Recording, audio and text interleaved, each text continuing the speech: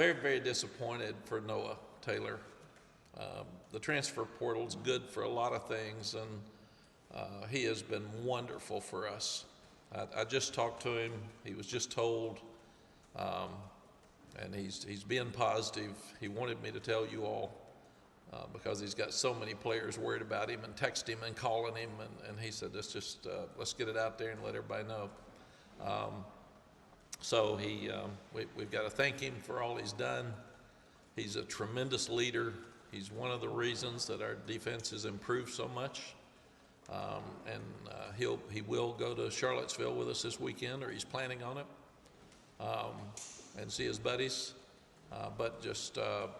He came here to help us, and he came here to be in the NFL. So now what we've got to do is get him fixed and get him in a position where he has a chance to make an NFL team. When you're a head coach, the three toughest things you have, people think it's just losing. It's not. It's when a young guy gets hurt and can't play anymore as hard as these guys work. It's when a young guy gets in trouble and makes a poor decision, and these are young people that make poor decisions at some points of their life, and you hate the consequences, and you've got to hope that they wake up and can do better moving forward. And the third thing is that guys just don't get to play, that are working really hard, that are talented, and they've done everything right, and they don't get to play. So those are the three hardest things on a head coach, because you recruit these guys, you get them here, and you have aspirations for them, you have hopes for them, and then whether it's getting hurt, not playing, or getting in trouble, it's not what you expect and what you want for that family. So very physical game. We lost a lot of guys, but at the same time, that's what recruiting's got to do. Got to step up. You think about, we played the first part of the season without Josh Downs and Antoine Green, and our offense kept scoring points. So next man up, and that's what has to happen as you move forward. Really proud of our team's performance on Saturday night. It was a tough first half. I was a little disappointed that we scored before the half, but we got the ball back and had a chance to score again. And I was disappointed that we didn't move the ball and get points. And then coming out of the half, we've done a good job in the early third quarter, and we don't move the ball, and then Pitt goes right down and scores, and they hit number 5 again for the deep ball, which is what we talked about, doing a better job of stopping that at halftime. So we're at 24-14 with 10:37 left to go in the third quarter, and things aren't looking good. And then from that point forth, our defense stepped up and started making stops and had a turnover. Our kicking game kicked in with punt return down to the 35 that led to points, and the turnover led to points. It was at plus 49. So we got short fields in both of those situations, and I think we scored 4 straight times, 4 straight drives in the second half, and put the game away. So 28 unanswered points. So really, really proud of the way the guys played from that 10:37 mark in the third quarter on. Offensive players of the game, Antoine Green and Drake May. Contributors at a very high level, Josh Downs, who could be the player of the game each week. Elijah Green continues to play well. We're so proud of him. And John Copenhaver, he keeps making plays. And a lot of blocking or whatever he's doing, and the entire offensive line. There was 1 sack contributed to the offensive line. So those guys really did a good job. We've given up 10 sacks in the previous 2 games. So that was a huge difference in this ball game. Defensively, player of the game, he keeps playing great each week, is Kamen Rucker. He had a sack. He had the forced fumble. He just makes play after play after play. He played power end, but also when Noah got hurt, he played some jack. So he's smart, he's tough, and we just love the way that he plays. Contributors on defense, Kevin Hester has really stepped up since we lost Ray Bahasic. Ritzy is playing at a very, very high level. He's showing up all over the place. Both linebackers are playing at a high level. And Storm Duck played the best game since he's gotten hurt. And I thought it was one of the first times he really felt comfortable planting on that screen and coming up and making an aggressive play with his ankle. And then he made the fourth down stop that was the last play that Pitt had the ball. So very, very proud of Storm.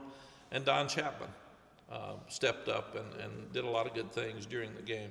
Special teams player of the game was Josh Downs. He made some really good decisions on the punt, saving some yardage, because usually if the punt hits the ground, it's 17 more yards of field position that you lose.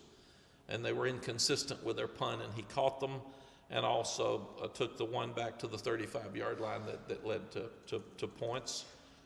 Contributors, Elijah Green, he makes a tackle at the 6-yard line, and that led to points.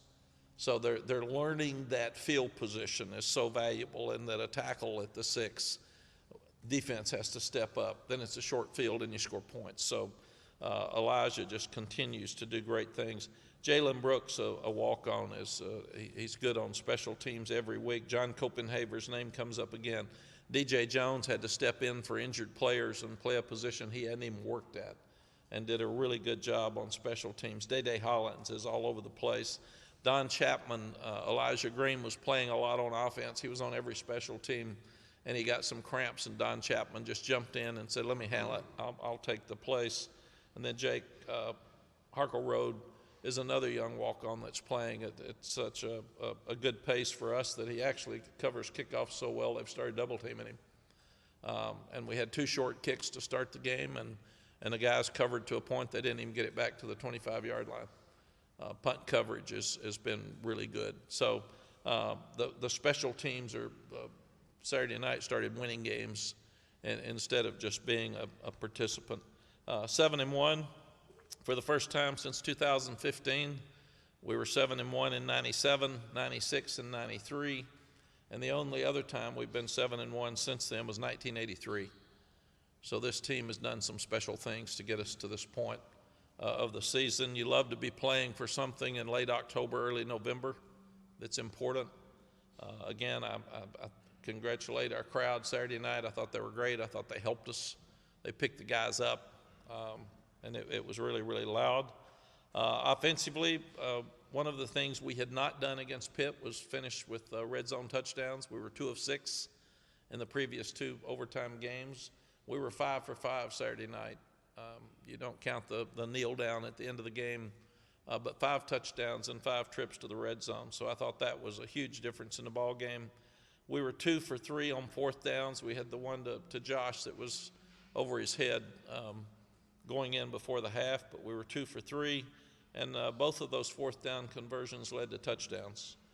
We were 0 for 6 to start the game on 3rd down, and then 4 for 6 in the second half on 3rd down. So we got much better as the game went on.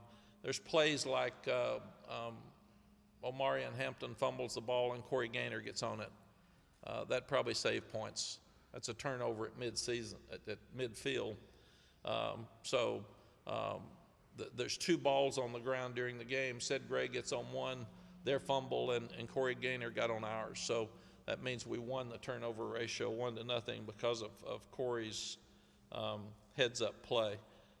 Instead of the running game, I thought the offensive staff did a really good job the second half of getting the ball to the backs and to Josh Downs in space. And that took the place of our running game because they were loading the box so much and blitzing all up inside. So we got our speed on the corners. Drake leads the nations in touchdown passes responsible for with 32, and also in total offense, 388 yards. So he's done a great job, and he's got really good players around him. And the offensive line's protecting him, and we've got very good receivers. So Josh Downs and Antoine Green are the first duo in North Carolina history to both record 100 yards receiving in back-to-back games. So another significant accomplishment for those young guys. Defensively, we held the running game in check. It's amazing. Abanikanda is so good. He gets 131 yards, and we did a good job compared to the 320 yards that he got against Virginia Tech and 6 touchdowns. He's just really a good player. and I was impressed by watching him play. But defensively against Appalachian State, we gave up 21 explosives. Saturday night, we gave up 8. So we're getting better. We're doing the little things better. We still gave up some big passes, but I was proud of the defense that they stepped up, and they held them to 367 total yards. And that's more like the defense that we want to play. They're giving up 23.5 points per game in the ACC. And that's a lot more like what we want to be instead of what we were at the first of the year. So we're making a lot of progress. Didn't give up another point after 10:37 left in the third quarter, 10:07, excuse me, left in the third quarter. While we said we had 28 unanswered points. Held them to 6 of 15 on third downs. There were 2 third and ones that we made stops with one of the best backs in the country. One of those stops being the forced fumble that led to points, and then we stopped them on a 4th down. So a lot of progress on defense as we continue to watch those guys. We were worried about the time of possession. I think we touched the ball 3 times the first quarter. Time of possession, we ended up with 31 minutes and 28 seconds to their 28 minutes and 32 seconds. So we ended up with an edge in an area that we were really, really concerned about. That made a huge difference. Special teams, we thought again, were really good. We covered kickoffs well.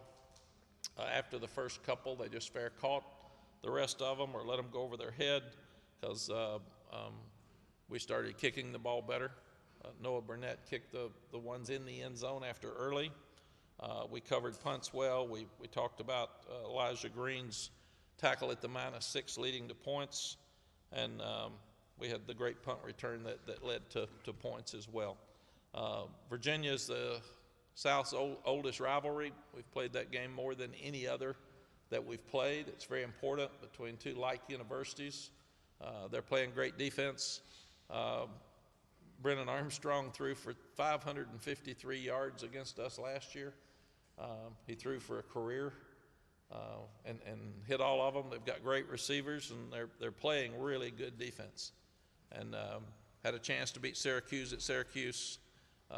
Had a great chance to beat Miami the other day, and I know disappointed in that loss. Beat Georgia Tech on the road.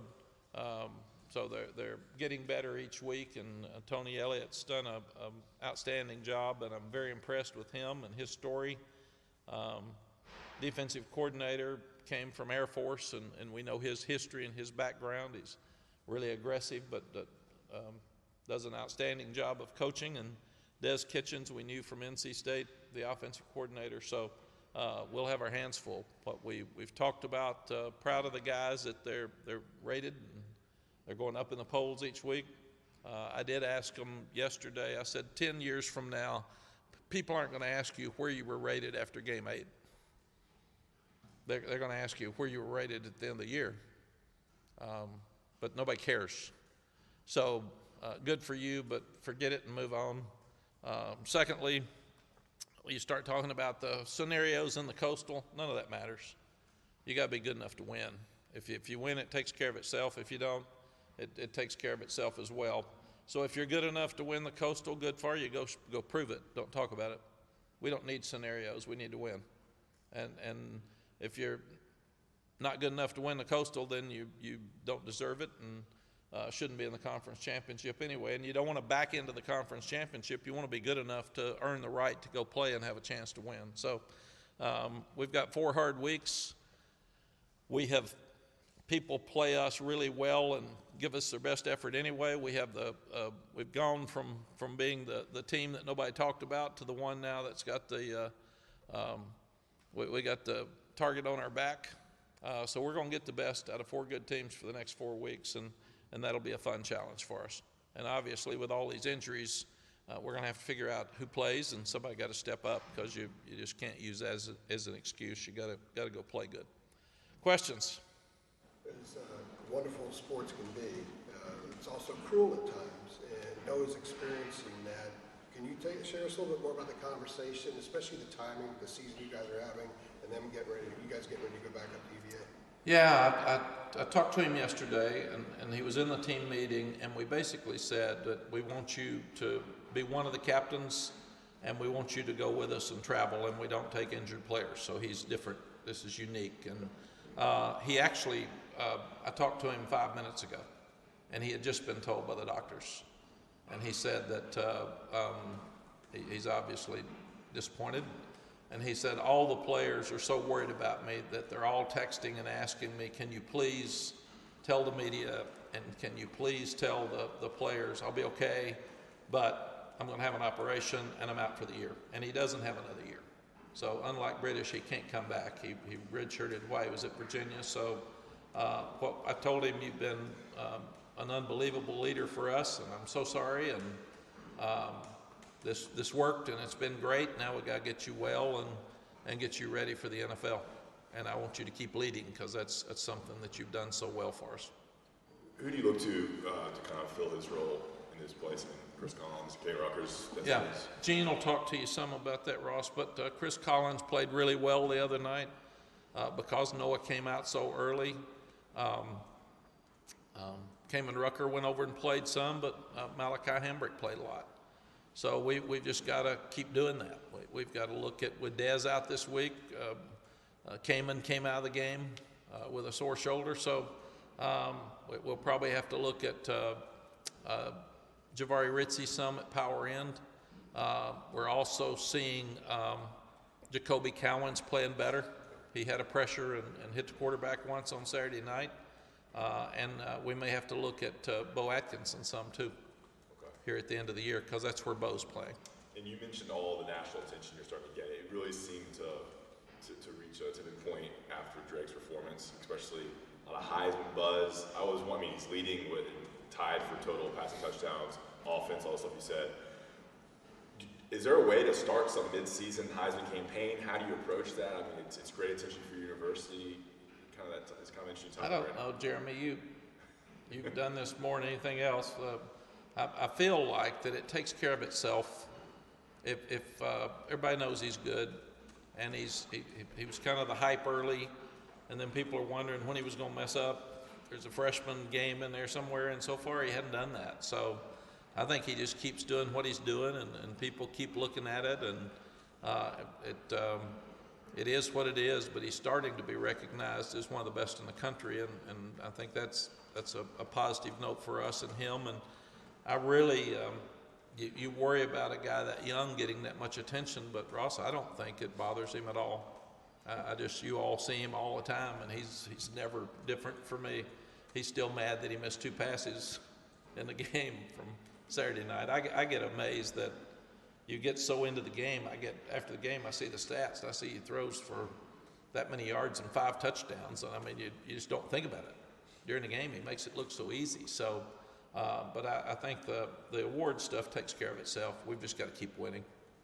Does Drake's performances, I mean, you've had a lot of freshman quarterbacks over the years. Does he rank anywhere near the top as the top freshman quarterback you've ever had a chance to coach? Yeah, he really is. You start talking about guys like Vince Young. You start talking about Colt McCoy. These are guys that are really good players. So he's obviously in that mix. I think he's as good as anybody this early at running and throwing. Matt, you're just talking about the Coastal and the need wins in that scenario. I think last week you kind of said, don't talk about it. You know, I know you tell the kids that, but they are kids. Get excited and whatever. Do you think they're receptive to that message the way you want them to be? I think they are. I told them to enjoy Pitt till tomorrow night. Till last night. Get through dinner, and then you gotta start on next week. And I show them each week now the heartbreaks of teams that are ranked and getting beat. And I said those teams all sat here ranked real high last Sunday, and then here they are with devastating losses. And it's happening, and it's real. So you've got to make sure on Tuesday morning, Monday you start working on the next opponent, and by Tuesday morning you're all in to the next opponent. And one of the things that I've really enjoyed about this team is they really have been a player-led team. It's something we talk about all the time, but they have been. And I told them after the pregame talk on Saturday, I said, we are leaving you. This is your team. You get on the bus. You go play. We weren't out there on 3rd and 1. We can counsel you. We can guide you, but you got to play. And very honestly, if you're going to be the team we want to be here, there's a story to be told. And so far your story is really good. You got to finish your story. And your story's got 4 weeks. And then you've got another chapter. But you've got to finish it, and you've got to finish it right. And if you're ready to play, we're a good team. And we're getting better on defense. We've been good on offense all year. So, and special teams is really stepping it up. So if you're ready to play, we got a chance every week. If you're not ready to play, we'll get beat. So you have to be able to control your mind enough not to read social media and not to start feeling too good about yourself. Be hard on yourself. And what we should be talking about is we should be gaining confidence because of how we're playing, but also we should be really hard on ourselves for the things that we have to fix. And that's the biggest part of this. And I think this team's been as much fun as any I've ever coached, just because they listen and they're interested and they try to do well. So far they have tried every day in practice since spring, and they've played hard in every game, and that's hard to do. Now they got 4 more weeks to do that, but it'll be interesting to watch them. And after that physical game and losing so many players and guys having to step up this week, going on the road, again, I also told them, Aaron, and I thought this was interesting. We go on the road to Appalachian, we're up by 20 and we win by 2. And we're up by 20 in the 4th quarter. We go to Georgia State, we're up by 18, and we get in trouble. We turn the ball over at App State to get their momentum going. We turn the ball over at Georgia State 3 times, get their momentum going, and then the defense steps up and saves us in the 4th quarter. And then we go to Miami, and we have a lead, and we have to hold on and tip a ball and intercept a pass to win the game and on the last drive. And then we go to Duke, and we got a chance to go up by 17, and we mess it up. And then we have to take a drive to score with 16 seconds left, and then tip a ball and intercept it to save the game. So the 4 games that we have played on the road have all come down to 4th quarter. It is harder to play on the road for whatever reason. We've had chances to extend those leads on the road, and we haven't done it. We've had a lot more turnovers on the road than we have at home. So for whatever reason, and I don't know if it's where you sleep at a different place, the fans are different with motivation, I don't know. But we're 17 and 6 at home, and we're 11 and 12 on the road. So I've told them we're going on the road, if you hadn't noticed. You have to play better on the road than you do at home to have a chance to win. You've seen a lot of teams obviously take their form. Was what we saw in the last 25 minutes the other day maybe a convergence of some things you had seen coming and trending in that direction? Yes, and I like it, especially the defense. I started seeing good defense, and we haven't seen that consistently, and I saw it for a half, really. So I like that, and that has to give them confidence and build on it. We were penetrating and more aggressive up front, linebackers playing downhill and doing things we've been talking about that we haven't done. The thing that worries you right now as a coach, Andrew, is I'm not seeing one game lead to the next. I'm seeing things like how can Oklahoma State beat Texas and get beat 48-0? I mean, it's just crazy out there, and I don't know why. I study college football. I love watching college football. I try to figure out what happens and why, and I'm constantly looking at every little angle to help our guys stay alert and be ready to play, but I don't know. So what we've got to do with this team is we've got to take the positive things we're doing and not make it complacent. Last year we'd play great and awful. This year, this team seems to be working to continue to get better. And if they keep doing that, we'll be okay in the next 4 weeks because we'll have a chance every week. But we could very well lose these 4 games just as easy. Mac, you referenced Brennan Armstrong throwing for 550 yards against y'all last season. Obviously, Virginia's offense has been not as good this season. Is it, from your point of view, what has changed with them? Is it as simple as Bronco leaving kind of throwing the offense out of whack? I don't think you ever know when new coaches come in. There's always changes. There's changes to offense. There's changes to scheme. There's changes to culture. Sometimes people respond to it very quickly. Sometimes it takes a little bit longer. Miami, same thing. And our business is so tough now. Again, I haven't counted them, but I think this may be the 5th new coach we've coached against this year. And got another one at Georgia Tech. So it's just crazy. Is this the 4th or 5th? It'll be 5th. This is the 5th, and 6 of our 12 games will have a new coach by the time we play them, which is not a good look for college football. And had you known Tony Elliott before this season? I think he was at Clemson. Yes, Dabo and I are very good friends, and Dabo just admires him so much and respects him, and he's got an unbelievable story. And I sat with him at the ACC meetings this spring, and I really enjoyed getting to know him. And I told him that, I said, why do you come over here and sit with me instead of Dabo? You tired of Dabo after 10 years and you've heard enough? And he laughed and said, yes. So I told Dabo, I got a new buddy and he's not going to talk to you anymore. So I really like him. He's a nice man, and he'll do a great job at Virginia. I'm sure there are some losses that stick with you, throughout your career. I wonder if the '96 loss up there in Charlottesville is one, and you obviously have some coaches that were on that team as well. Yeah, there's probably 3 that stick. The NC State game last year, the 96 loss, and the Texas Tech loss where we were number 1 in the country and lost with 3 seconds left. And it's interesting that people ask you about those games. They don't ask us about we were down 20-3 here in '97 and won 48-20. Nobody remembers that one. So thank you, Andrew. You've never asked me. I asked you about 96 before. The national title game is not on that list? I'm sorry. The title game where Colt got hurt is not on that list?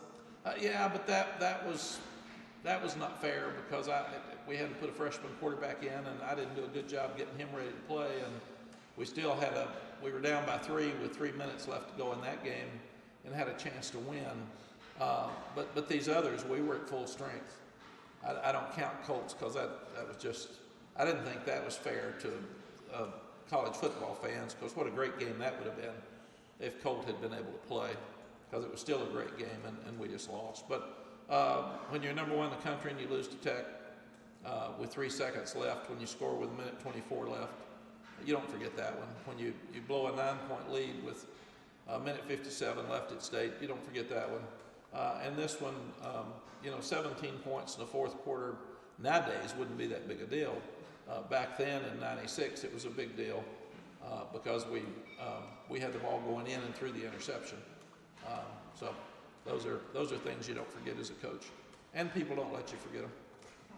Does losing Caleb Hood for this week present an opportunity for someone else to step up, or more so just create another reason for guys like Antoine Reed and Josh Downs to have even bigger of a game this week? No, we need to continue to grow at running back, and I don't want to act like we don't want to run the ball. We do, but we don't want to be stubborn, and we've done that some in the past. Why run up inside and get no yards and be 2nd and 10? And we still did that twice the second half. But in the 4-minute offense, Omari and Hampton came in and made some yards twice to make a first down on the short yardage, and then make 6-8 yards to kill the clock at the end. So it gives a chance for George Pettaway to come on, and DJ Jones is healthy now again. so he gets a chance to step up, and Omari has been good, and I'm so proud of Elijah Green. He's just like a poster player for doing everything right at a time where we're living in selfishness and transfer portal, and I don't get to play. I'm pouting in the locker room after the game. This guy's been on the scout team as a running back this year challenging our defense every play and on every special team, and he never gripes about anything. And he's a top student in our business school, and I mean, he is, every time some player is griping, I say, go talk to Elijah. He made it work for him. Mac, is that, for a coach, you're talking about the losses you never forget, is that, just listening to you, the question occurred to me, is that where the notion of curses come from? Because you're not going to forget them anyway, but then everyone reminds you of it. You know, like people say you're cursed at Virginia or whatever, you know what I'm saying? Yeah. Like, is that where that notion comes from? Because no one lets it go? I don't believe in curses. Okay. I don't believe in that. The other thing that's weird is people give coaches too much credit when you win and too much criticism when you lose. We sit around and talk about it's a player-led team all the time. I've done very little to help this team. We kind of guided them in the spring. We got them off on the right place, but they came up with their PAT, passion, accountability, and toughness, and they've lived up to it. You can't make people do things. You can guide them. You can encourage them. And I've never lost or won a game. Players do. And that's it. And then people talk about curses. Half of this team's never even been to Charlottesville. Right. And we're talking about one week not carrying over to the next, 1 year, or the curse from 1996. Damn sure doesn't follow. Some of these weren't alive. So, I mean, I could move on without that being an issue in my life. And do I beat myself up for losses we've had? Yeah, because I always wonder what could I have done differently to help. You know, that's the tip ball over the middle that's intercepted for the touchdown in '96. I'd have run a draw and kicked a field goal. What would you do different? The loss at Texas Tech, what would I have done? I would have run the clock down and called timeout before the first play when we were first and goal from the 7, instead of waiting till the second play because he ran a counter play and scored on the first play. And I would have had the clock down to 40 seconds now instead of staying at 124 to give them a chance to take it down the field. And I remember then we kicked it off, and he's supposed to kick it on the hash. He kicked it in the middle of the field. They ran it back to the 37. One of our defensive backs had the ball hit him right in the hands, which would have won the game. We'd still be number 1. It slipped through. Do you remember those things? Yeah. Every one of them. Do I remember all the wins? Nah, I'm like a fan. Was that the Crabtree game? Yes. Yes. You can't single crab. Yeah. The quad. Yeah. Mac, from a program standpoint, how important is Drake getting this hot? Just strictly from the program, you talk about being a cool place to play and all that, but the real life that he's getting. Tommy, kids want to play with really good players. And when they see what we're doing offensively and they see the improvement on defense, we're having some kids call us back in recruiting that are saying, hey, would you still be interested? And that's a cool place to be. That's why it's important that we finish. But absolutely, if you're a receiver right now, why would you go anywhere else? I mean, he hit 10 different receivers and 4 different guys scored the 5 touchdowns, and he's got an amazing knack to find the open receiver. But yes, I do think the hype really helps us across the board. People are excited on campus.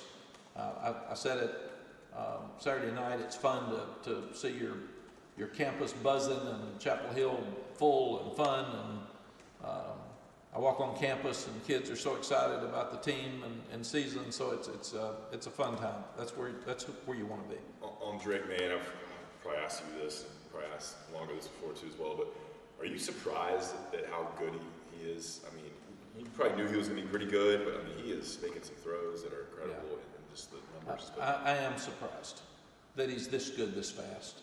The throws that amaze me are he pumps the fake, and Spencer Rolland does a good job of running the defensive end upfield, and he steps up underneath it. He's going to his right. He kind of pumps it. The defensive back for Pitt falls down, and then he just lays it up to a perfect throw to Josh. That's hard to do. Another one is he gets outside the pocket to his left, and he's headed toward our bench, and Antoine Green's downfield, and he very easily throws to his left, back across his body, and hits a strike. Those are things that just, you know, just the pass to Kamari Morales, the corner route, when he caught it inches in, I mean, it's like it's perfect. So he just has a knack of with a quick release, and he has a knack of putting the ball where it's easiest to catch. Those deep balls to Antoine Green, the throw to Josh. You know, it's and it goes back to the Colt McCoy days for me. When he misses one, I'm shocked. He's sprinting and he throws a low pass to Josh Downs, and I'm thinking, what's that about, man? And that's one of the few he missed all night. And he's doing a better job of sliding, and he's doing a better job of not taking sacks. If it's not there, he's going to get rid of the ball, and he's going to throw it in the right place to make sure it's just an incompletion. So that's where I think Ross, he's playing way beyond his years. Are the NFL scouts already calling you? There's no question. But you know what they were last year? It was really interesting. When they would come in, they would say, "Who is 10?"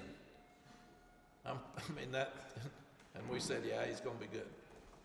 Mac, you talked about Elijah Greeno as the poster child for doing everything right. Can you see the influence of a guy like British on the team who's also been in the program for a while? Yes. British is, and I think it's one of the reasons British wants to come back, but he's done everything right. He leads, and he's there every day, and he picks these guys up, and I see him sitting on the bench during the game talking to running backs, and for you look at this team. I told Antoine Green Saturday night, right before you all talked to him, I was so proud of him because he breaks a collarbone, and he's had awful luck, and here he's thinking he may never play, and he wants to be a great senior, and he wants to have a tremendous pro career. He may be through when he's laying out there on that field. I mean, the look on his face, and he teared up. I felt so bad, and I told him the other night, I am so proud of you. People forget you laying on that field in preseason with a broken collarbone thinking you may never play again, and here you are catching balls for more than 100 yards each week.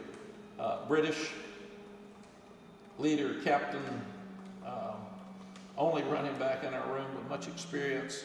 He gets hurt, and again, he picks you up because he's being so positive. And then you look at Ty Lee, as sad as that is, and as much as he's fighting for his life with cancer, it's been a great message to the rest of us. We need to lift him up, but don't worry about a bad knee. Here's a guy fighting for his life, and Ty Lee is at everything. He's at every practice. He had his treatments last week. He gets nauseous after his treatments. He will not stay at home. We tried to get him to stay at home, and he said, "I'm good, Coach. I need to be out here." And he works out every day with the trainers. So there's just been some really good messages that all of us have learned to experience this year and step up and understand that our lives are in pretty good shape. Mac, I know I asked you the other night about if it was starting to feel like a special season. This is kind of the same thing, but like as you measure the progress of your team, I mean, this is beyond the X's and O's, obviously, but you know, can you point to a point in the season and then compare it to now to where the belief might be greater than it is? Can you see the belief and the confidence or whatever that we're going to figure out a way to win this game like you did Saturday night? Can you see that or feel it developing and growing as you continue to win these games? Yes, Adam, absolutely. What you want, you're so proud of. When you walk in that team meeting on Sunday after a game, you want them happy and to feel good about themselves. And last year there were 7 times we didn't, and 6 times we did. I mean, and right now they are so happy on Sundays. They're laughing. They're singing. We play gospel music on Sunday, and they're all singing their gospel music and clapping when I walk into those meetings because it's Sunday. You know, it's church. But they're having fun, And one of the most important things, especially at this stage in my life, is that your team has fun. And that's hard to do anymore. There's so much pressure, and not everybody gets to play.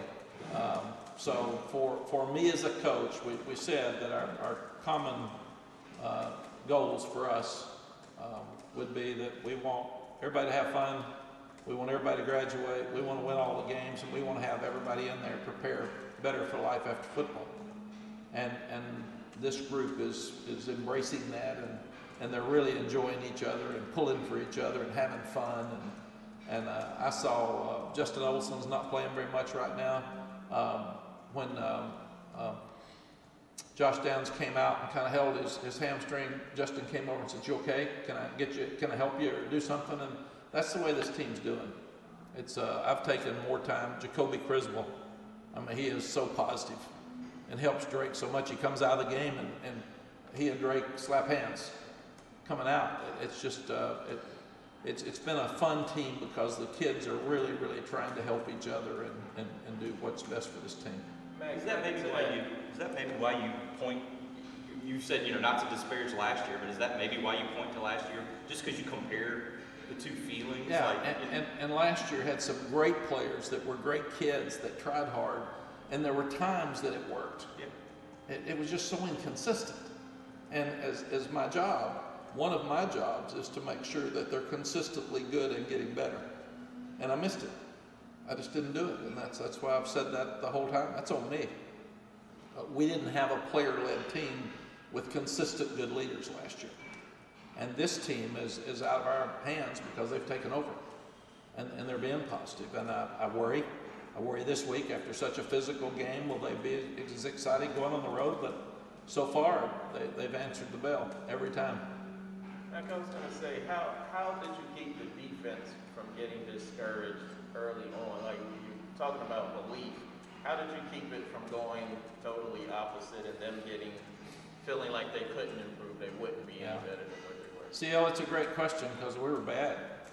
I mean, at times, and then right now, modern day, we get overreactions with social media to a point that they hurt it all. So I think all of the credit should go to Gene Chizik and the defensive coaches because they stayed positive more than me.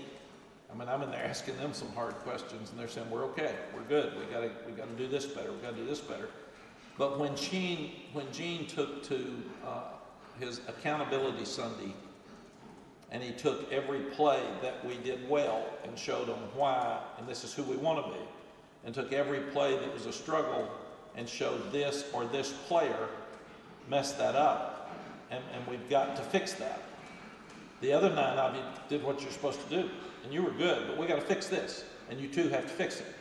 And then he would say, I thought it worked so well when he said, "This was a bad call. I put you in an impossible position, and you saved me. But that explosive play is on me because it was a bad call." So I thought Gene's confident. He's won 2 national championships, so he walks into the room with credibility. He is the ultimate positive guy.